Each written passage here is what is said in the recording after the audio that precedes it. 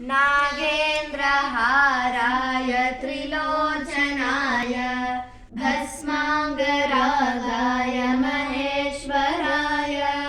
नित्याय शुद्धाय दिगम्बराय तस्मै नकाराय नमः शिवाय मन्दाकिनी सलिलचन्दनचर्चिताय नन्दीश्वर प्रमथनाथ महेश्वराय मन्दारमुख्य बहुपुष्पसुपूजिताय तस्मै मकाराय नमः शिवाय शिवाय गौरीवदनाब्जवृन्द सूर्याय दक्षध्वरनाशकाय श्रीनीलकण्ठाय वृषध्वजाय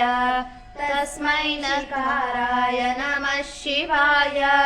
वसिष्ठकुम्भोद्भव गौतमार्य मुनीन्द्रसेवार्चितशेखराय चन्द्रार्कवैश्वानरलोचनाय तस्मै नकाराय नमः शिवाय यक्षस्वरूपाय जटाधराय पिनाकहस्ताय सनातनाय ध्येयाय देवाय दिगम्बराय तस्मै नकाराय नमः शिवाय